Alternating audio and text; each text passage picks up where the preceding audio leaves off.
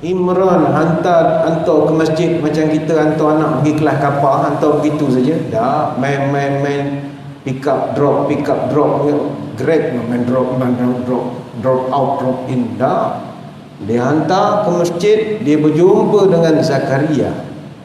Siapa Zakaria? Seorang nabi dan juga rasul. Dia serahkan anak perempuan ni, tolong didik saya punya anak perempuan. Pesanlah, suruh jadi pandai, ingat pada Tuhan dan macam-macam. Ini cerita panjang, ini bukan cerita dongeng. Tuan-tuan boleh buka Quran surah Ali Imran ayat 35 sampai 37. Idh qalat imra'atu Imran rabbi inni nazartu laka ma fi batni muharraran fataqabbal minni innaka antas samiul alim. Start daripada ayat tu diceritakanlah prosesnya. Apa pelajaran daripada keluarga Imran yang kita boleh ambil? Pelajarannya adalah, pertama, bersabarlah dalam menjaga amanah Allah, terdiri daripada anak-anak ini, khususnya anak-anak perempuan. Sebab itu Allah tunjukkan dalam cerita Ali Imran, Imran diuji menjaga anak perempuan. Sebab menjaga anak perempuan memang susah. Tidak ada orang boleh menafikan. Apatah lagi suasana TikTok sekarang ini. Ingat, senang menjaga anak perempuan. Kita berialah membawang anak orang, tengok anak kita buat TikTok tak apa-apa rupa dah. Susah. Sebab itu Nabi SAW sampai menjanjikan ganjaran terbaik bagi orang yang boleh jaga khusus anak perempuan. Man kana lahu thalasu banatin fasabara alaihinna wa at'amahunna wa saqahunna wa kasahunna min hiddatihi kunna lahu hijaban minan nar yaumal qiyamah. Hadis Ibnu Majah. Siapa-siapa ada 3 anak perempuan, contohlah Nabi sebut 3, dan dia bersabar dengan kerana anak perempuannya itu, beri makan, beri minum, beri pakaian yang bagus-bagus, mana yang boleh menutup maruahnya, maka itu semua hijaban minan nar yaumal qiyamah, akan menjadi hijab kepadanya daripada disentuh api neraka, kata Nabi. Khusus anak perempuan. Sampaikan Nabi berjanji, siapa jaga anak perempuan elok-elok, masuk surga sekali dengan aku. Man ala jariyataini hatta tablugha jaa yaumal qiyamah ana wa huwa wa dhamma asabi'ahu. Siapa yang jaga anak perempuan daripada kecil sampai besar, jauhkan dia daripada boyfriend bertiktok tak tentu arah, tak ada gila ke Korea apa semua, ni contohlah. Dia jaga anak dia elok-elok, maka kalau dia berjaya sampai anak itu kahwin, dikahwinkan, maka aku dengan si bapa dan ibunya akan masuk surga. Ini macam, kata Nabi. Nabi tunjukkan jarinya yang 2. Hadis riwayat Imam Muslim. Agak-agak mengapakah Nabi menekankan isu pendidikan anak perempuan? Ingat, tuan-tuan pun lebih maklum, anak perempuan memang susah dijaga. Berarak awan, hari dah hujan, hujan mencurah, air melimpah. Anak perempuan kalau keluar berjalan, mak bapak di rumah risau tak sudah. Walaupun dia naik Grab saja, kita susah hati. Entah siapalah bawa Grab tu, kan berhenti pergi jalan, kan diciumnya anak aku. Jadi susah hati. Anak lelaki kena cium-cium gitu, kan takut sangat. Dia tombok anak kita pun garang juga. Tapi kalau anak perempuan tu, kita susah hati. Sampaikan orang tua-tua, dia sanggup ada satu pantun bawa pinang dalam raga, keluar menjala si anak budang. Anak dara seorang sangat susah dijaga, lebih baik bela kerbau sekandang, kata mereka. Bagi tuan-tuan yang duduk Putrajaya ni tak tahulah kenal ataupun tidak kerbau. Kerbau ni orang tak bela dah sekarang ni, sakit kepala. Dia binatang degil. Degil kerbau ni. Dia, istilah sekarang ni, orang sampai orang Kelantan dia ada istilah, orang kalau terlampau degil, tak dengar cakap, dia istilahkan moni basuh kuba rapik. Kuba tu kerbau, rapik itu telinga cupingnya putus. Mana nak menggambarkan degilnya kerbau tu, kalau dah tak bercuping memang gangster betul. Orang tua serik nak bela kerbau. Sebab itu tak semua negeri di Malaysia, orang negeri-negeri tertentu je kenal kerbau. Johor tak kenal kerbau. Pernah makan lauk kerbau? Johor tak nak. Sarawak suka kerbau. Ada satu daerah tu di Sarawak, roundaboutnya gambar kerbau, Karabau. Dia suka kerbau. Negeri Pahang tak payah cerita lah, suka kerbau. Tapi orang dah tak bela, sakit kepala. Beli ayam bandar putih tu senang, dengar cakap. Tapi orang tu kata tak apalah, susah pun susah. Kami sanggup bela kerbau tak apa, daripada suruh jaga anak perempuan ataupun jaga cucu perempuan. Susah. Tapi itulah, janganlah kita jadikan ia pemutus semangat. Kerana Nabi SAW sendiri, majoriti anaknya adalah perempuan. Anak Nabi yang sulung nama Zainab, anak Nabi kedua nama Qasim, Nabi yang ketiga nama Ruqayyah, nama yang keempat nama Ummi Kulsum, nama yang lima ada Fatimah Az-Zahra, anak yang keenam Abdullah, yang ketujuh Ibrahim. Maka majoriti anak Nabi adalah perempuan. Yang penting balik kepada cerita Ali Imran, dia berikan pendidikan, tetapi kerana dia tak mampu, diberikan kepada seorang Nabi dan Rasul namanya Zakaria untuk menjalankan kerja pendidikan. Ayo, anak mesti dididik. Kalau tak dididik, kita akan jadikan mereka orang-orang yang hilang peradaban. Masalah sekarang ni, anak-anak bukannya tak cerdik, tapi hilang rasa, perasaan hilang, hormat orang tua kurang. Dan ini perlu kita risaukan. Selesai keluarga yang pertama dalam Quran. Keluarga kedua yang boleh kita jadi muttaqina imamah, petunjuk kepada keluarga kita. Contoh teladan terbaik adalah keluarga Nabi Ibrahim. Wah, ni famous lah cerita Nabi Ibrahim seminggu dua ni. Sebab orang dah start nak cerita korban, cerita haji. Keluarga Nabi Ibrahim ini adalah kisah keluarga yang paling banyak mendapat sorotan dalam Quran. Paling banyak. Keseluruhannya, kisah Ibrahim dalam Al-Quran direkodkan dalam 25 surah dan ada 186 ayat. Cerita pasal family dia saja. Dan cerita Nabi Ibrahim agak istimewa kerana direkodkan oleh Allah sejak daripada cerita dia masih muda. Kan cerita dia pecah berhala lah, kena bakar lah, dia berani daripada zaman muda, gagah berani. Ayahnya kan tukang ukir patung, dia kempen orang jangan sembah patung, yang tukang buat patung bapak dia. Tu diceritakan. Dan kisah dia menghancurkan berhala. Sampailah cerita Allah rakamkan dia dapat anak di usia-usia senjanya.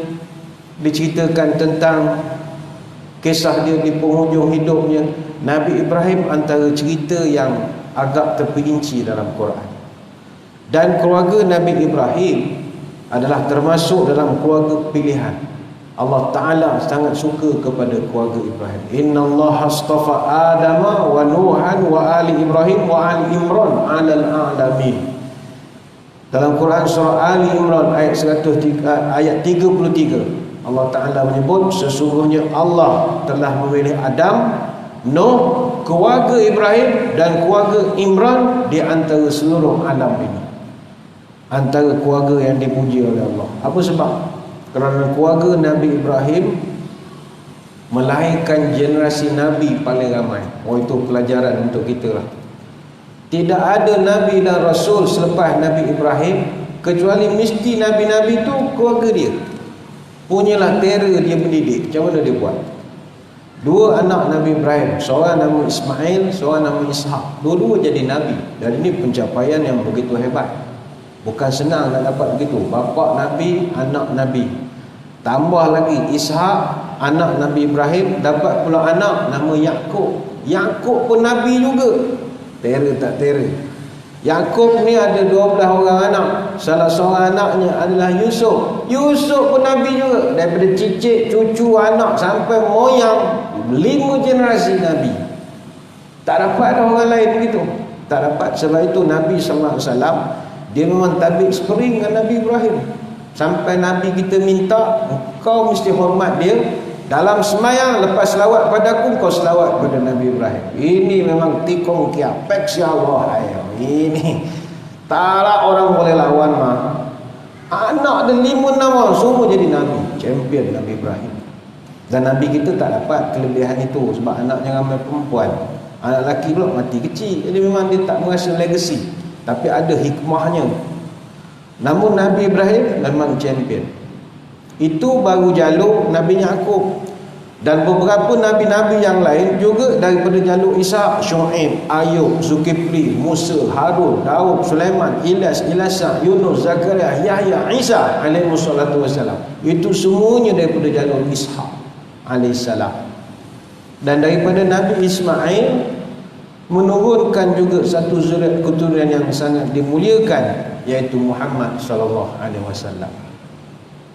Jadi itu sebab Allah Ta'ala sebut dalam Al-Imran 33, ini keluarga Ibrahim top 5 lah aku dalam dunia ni. Ini antara keluarga terbaik sekali. Macam mana Nabi Ibrahim, anaknya, keturunan, cucu, cicit dia semua boleh jadi Nabi. Nabi Ibrahim ni tuan-tuan, pertama sekali dia tak berhenti berdoa. Doa kepada Tuhan, biarlah jadikan anak keturunannya jangan sembah berhala. Jadikanlah anak cucu cicit aku ni sembah Engkau. Dia tak berhenti dan tak jemu doa. Dia sentiasa minta yang terbaik.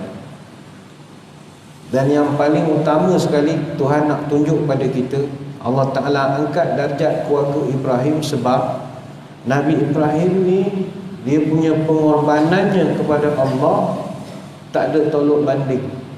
Hatta Nabi kita pun surrender dengan Nabi Ibrahim daripada segi keberanian dia berkorban.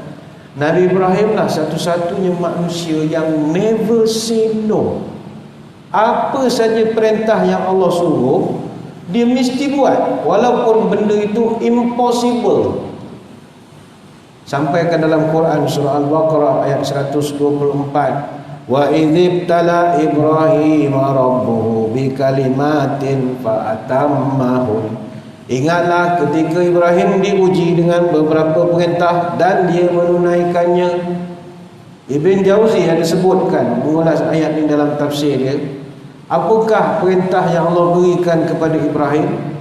Nabi Ibrahim diminta melakukan 10 jenis kebersihan.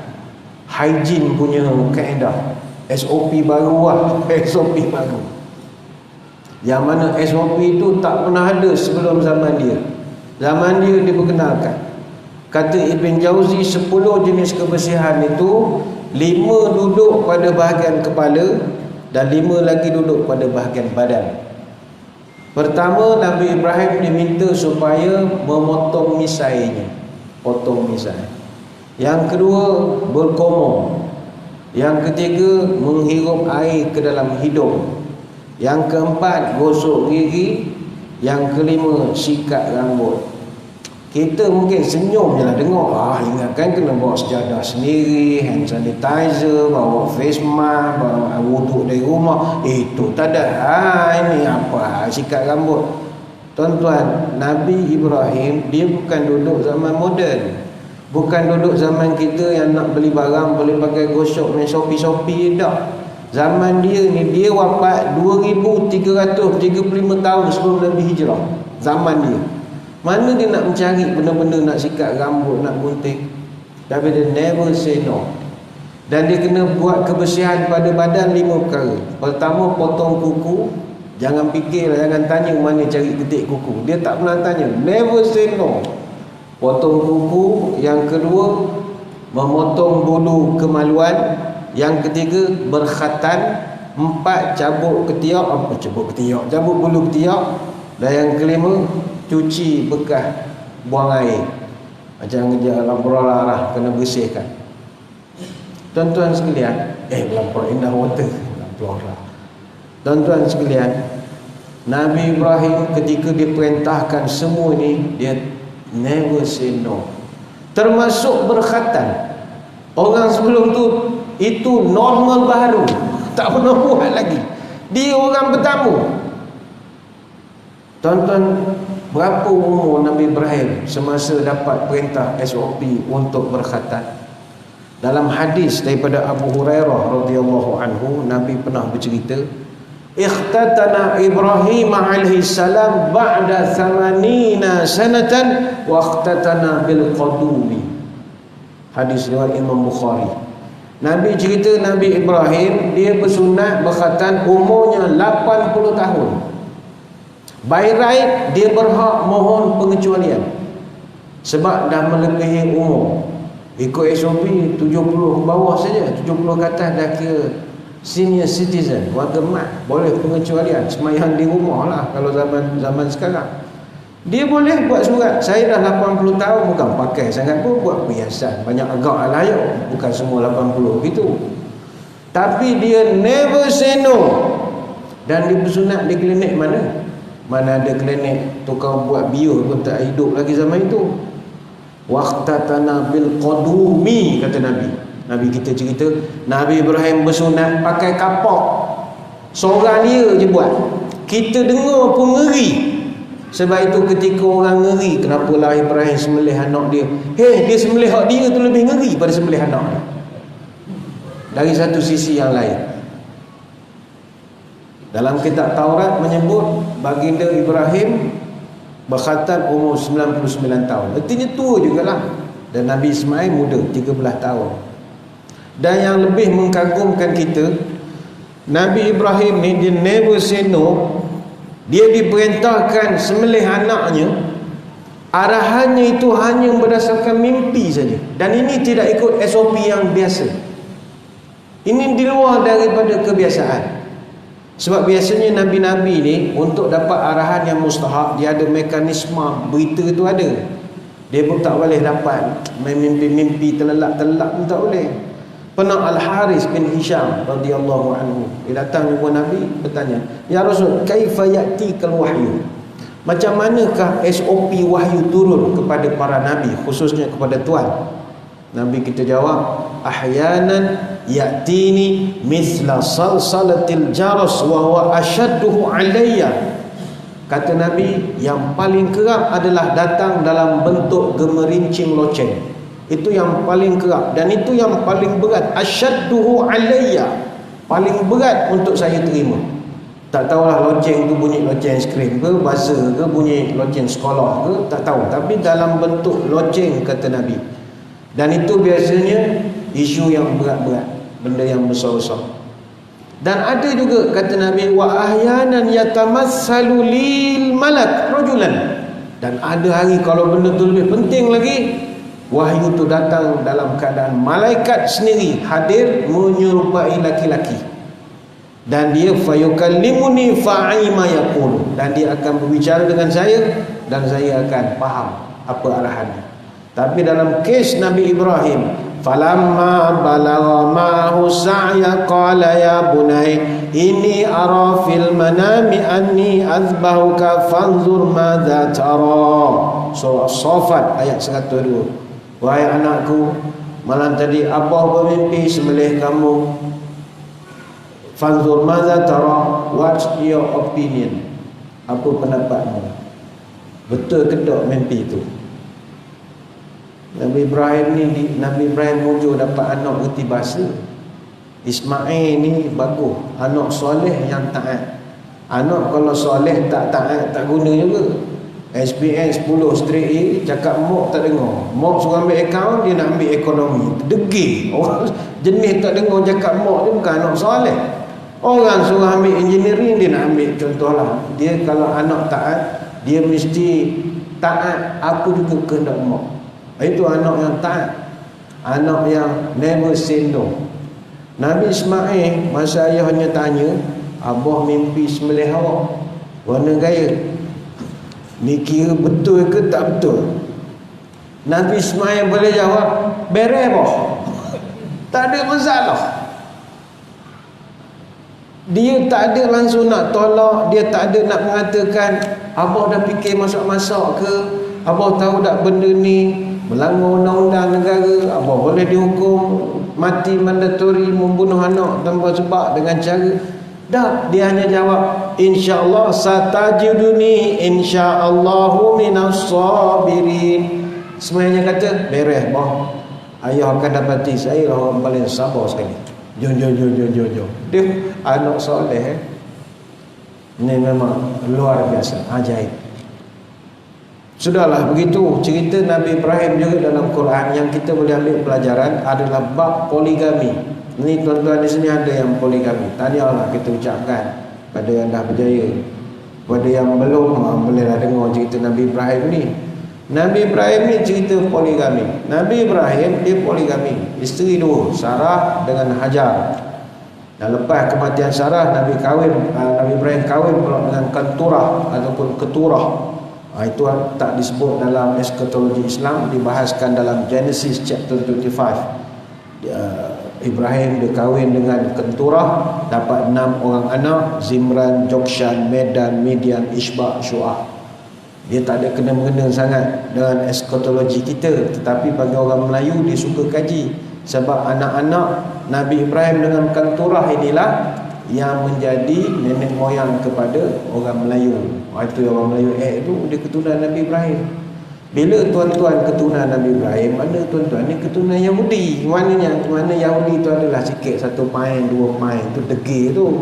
Orang kata jangan pakai, nak pakai juga. Orang kata bawa sejadah tak bawa. Dia degil Yahudi tu ada. Sebab ada 1 pain 2 pain lagi Yahudi dalam tu ya. Ini cerita lain lah, tuan tahu lah cerita ya. Yang penting Nabi Ibrahim poligami. Dia kahwin dengan Sarah. Kahwin dengan Sarah tak ada anak. Kebanyakan kalau tuan-tuan perasan naratif family dalam Quran adalah family yang tak ada anak. Tuhan nak tunjukkan kalau you tak ada anak sekarang, you are not alone.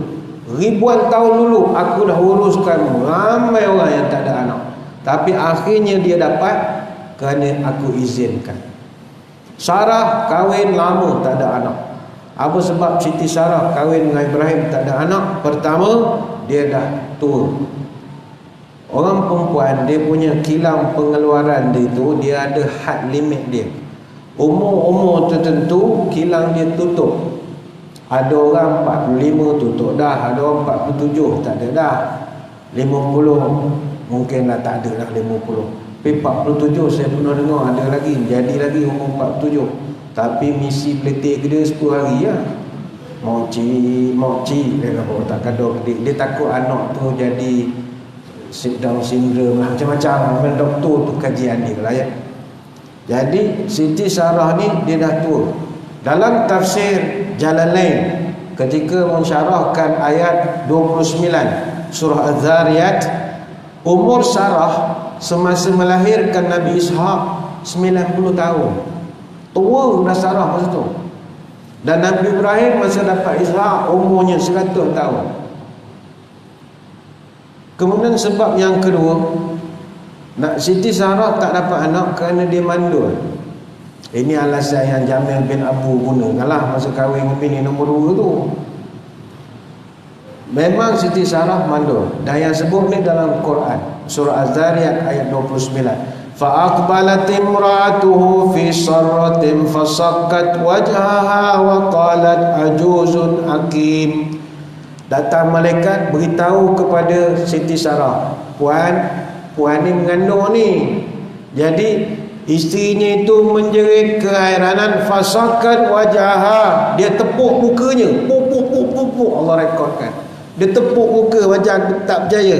Wa qalat, dia pun menjerit, ajuzun hakim, saya ni dah tua, saya ni mandul. Dia sendiri mengaku hakim, saya mandul, mana mungkin saya dapat anak. Surah Az-Zariyat ayat 29. Ialah sebab orang perempuan dia sampai ke menopause. Menopause tak ingat. Menopause. Orang lelaki tak ada benda tu. Perempuan dia ada menopause. Orang lelaki dia menopause. Dia sejuk-sejuk begini menjadi sangat ni. Sikit lagi kita ikut SOP. Azan berhenti. Dia orang lelaki lagi boleh sebut pisang, selagi itulah boleh dapat zuriat. Ni kata orang tua. Kata orang tua. Betul. Kalau nak tahu aku ni boleh dapat zuriat lagi tak? Cuba sebut pisang. Kalau lancar sebutan, insya-Allah dapat lagi. Tapi sebut pisang, tak payahlah menikah. Ada. Tipu dia lombok kan, tak payahlah. Isteri pertama dia Siti Sarah. Kemudian Hajar. Hajar ni sebab nak dapat zuriat. Hajar ni tuan-tuan, dia kahwin dengan Nabi Ibrahim. Ialah poligami ni, mana ada orang tak ada masalah. Saya bukanlah nak demoralize tuan-tuan yang tengah semangat nak nikah seorang lagi, jalan lah. Tapi saya sebab dulu saya kadi, bukan kadi main golf, saya kadi. Kadi ni kerja nikah orang, cerai orang, rujuk orang. Bila cerita bab poligami, serun, kita jadi takut. Datang nak beritahu masalah, Ustaz, saya nak cerita masalah saya poligami. Berapa tahun dah kahwin? Saya sudah kahwin tahun yang ketiga. Saya akan jawab gini. Bang, sebelum you cerita, saya tolong cerita you punya cerita. Dia pula terperanjat. Macam mana Ustaz tahu cerita saya? Awak dengar dulu. Pum, kita cerita. Ujungnya kata, macam mana Ustaz boleh tahu? Nak menunjukkan masalah poligami ni satu dunia sama saja. Satu dunia sama saja. Dia bermula dengan seorang perempuan yang sudi kahwin dengan awak, yang mengatakan tak nak apa-apa melainkan kasih sayang, tak nak duit, tak mengganggu rumah tangga, tak nak kacau anak-anak awak, tak nak kacau kakak, isteri pertama. Saya ada duit, saya ada grade 48, dia nak pergi memangku 52, saya tak ada nak harap duit awak, saya hanya nak mencari bahu tempat menumpang saja. Itu standard script. Kita pun jadi berani-berani jugalah bila kena bom gitu. Berani-berani jugalah. Tahun pertama okey lagi, tahun kedua okey lagi. Masuk tahun ketiga start denyut kepala kita, ngak-ngak. Sebab dia dah mula menuntut hak. Raya tahun pertama kita sengih lagi lah, raya dengan isteri pertama. Main telefon je lah dalam bilik air. Ya gitu. Raya tahun kedua boleh lagi, raya dengan isteri pertama. Masuk tahun ketiga dia dah bertanya lah. Abang jangan lupa, saya pun isteri abang juga. Pam. Keluar ayat tu yang benar tu. Dayalah, kan hilang cerita keluarga lah. Yang penting masalah mesti ada. Don't worry, buka cerita Nabi Ibrahim. Nabi Ibrahim ni cerita dia beri panduan pada kita. Tak adalah caranya doa banyak. Nabi Ibrahim, Hajar dengan Sarah ada konflik. Gaduh, bawa lari. Nabi Ibrahim tinggalkan satu kawasan padang pasir. Dia letak, Allah rekodkan dalam surah Ibrahim ayat 37. Rabbana inni askantu min zurniyati biwadin ghairi dzi zar'in inda baitikal muharram. Tuhan, aku letakkan isteriku dan anakku di lembah yang tidak ada pokok pun padanya, yang di sisi rumahmu yang diharamkan mencerobohnya. Surah Ibrahim ayat 37. Lokasi itu sekarang kata ulama tafsir adalah Makkah Al-Mukarramah. Zaman itu Mekah tak ada apa-apa, band Daud tak ada, sopuah tak ada, disaji tak ada, apa pun tak ada, kosong, padang pasir. Dia letak anaknya kemah tak ada. Ismail kecil, nyusu badan lagi, dia letak dua beranak begitu. Kemudian Nabi Ibrahim tinggalkan. Siti Hajar terperanjat. Dia tanya kepada suami dia, bang, abang nak tinggal kami macam ni ya? Tengah-tengah padang pasir begini, tempat baring tak ada apa, ini anak kecil ni, susulah benda semua ni. Nabi Ibrahim yang dah berjalan tak pusing muka belakang. Dia pun tak tahu kan, dia ni seorang taat kepada Allah. Siti Hajar tanya soalan kali yang kedua, bang, dengar tak saya tanya ni, abang takkan cuba fikir nak tinggal kami macam ni ya? Nabi Ibrahim tak pusing pun menoleh. Tapi Siti Hajar ini isteri solehah. Dia tukar teknik soalan. Bang, dipanggil, Allahu amaraka bihadza. Dia sebut nama Tuhan. Bang, abang tinggalkan kami ni Tuhan ke yang suruh? Barulah Nabi Ibrahim pusing. Allah yang suruh. Jangan tanya aku pun tak tahu apa dia suruh hantar sini. Aku ni ngikut aja. Tapi Siti Hajar ni isteri suami, tak apa bang, kalau benar Allah yang suruh, abang pergilah, nescaya Allah jaga kami. Oh, ini isteri solehah. Perempuan kena ambil pelajaran cerita itu. Nabi Ibrahim tinggal tengah padang pasir, tak tahu dia pergi ke mana. Suami kita baru nak pergi surau, ya, tak beritahu. Awak ni tak pernah ada rumah. Dah lah pagi GOP balik dan lebih sibuk pergi masjid surau baru nak pergi surau. Sian suami, jangan begitu. Kalau macam Malangkala, habis semayang sampai di rumah, tiba telefon dia bunyi pukul 10. Tring tring tring tring, dia pun angkat. Halo, ya mak, mana? Tom Yam, beres bawah 5 minit. Isteri pun tanya, abang nak pergi mana? Mak telefon ajak minum air. Dah nak keluar ni.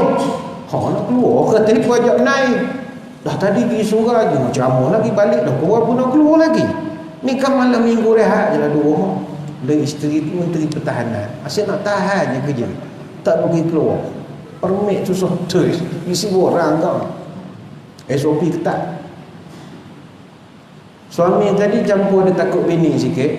Suami bertakwa, takut bini tua. Buka semula seluar, pakailah seluar pendek, tidur semula, dia takut bini. Member kerang menunggu kedai Tom Yam. Sepatutnya perempuan sebagai isteri solehah seperti Siti Hajar, tengok pukul 10 lebih suami pakai seluar, tanya, abang nak pergi mana?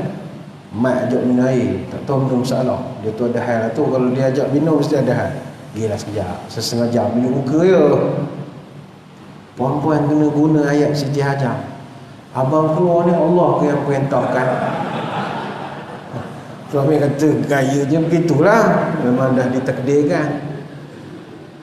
Isteri pun jawab, tak apalah abang, kalau Allah yang perintah, nescaya Allah jaga kami, abang pergilah keluar. Saya ingat suami cancel keluar. Mak, mari minum rumah aku. Mari minum aku. Minum rumah aku, minum kosong ada. Kata mari. Dan itu keseronokan Nabi Ibrahim menjaga dan mendidik isteri-isterinya. Selesailah keluarga Ibrahim. Nanti minggu depan banyak lagi, ramai lagi ustaz akan terangkan keluarga Nabi Ibrahim ini. Keluarga yang ketiga, saya ingat keluarga yang terakhir adalah keluarga Luqman. Luqman ni paling popular.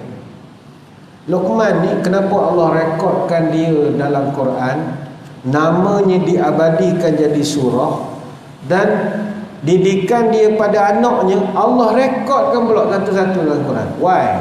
Apa sebab? Kata ulama, Luqman ni Allah respect dia sebab dia ni nobody. Dia bukan macam Ibrahim. Nabi Ibrahim ni nabi. Imran, orang-orang hebat semua tu, orang ahli ibadah. Tapi Luqman ini orang biasa. Orang biasa yang kita jumpa hari-hari tepi jalan. Luqman ni kata ulama, dia asal daripada Sudan, daripada Nobi di kawasan Sudan.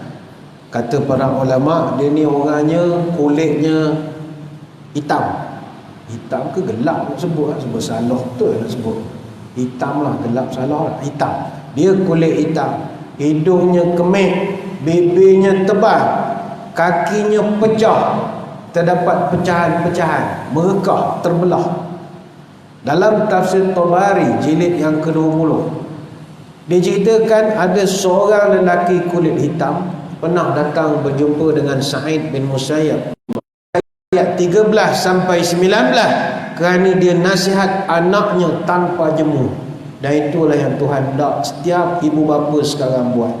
Walaqad ataina Luqmanal hikmata an yashkur lillah wa man yashkur fa innama yashkur li nafsihi wa man kafara fa innallaha ghaniyyun hamid. Start pada ayat 12 tu dah ada.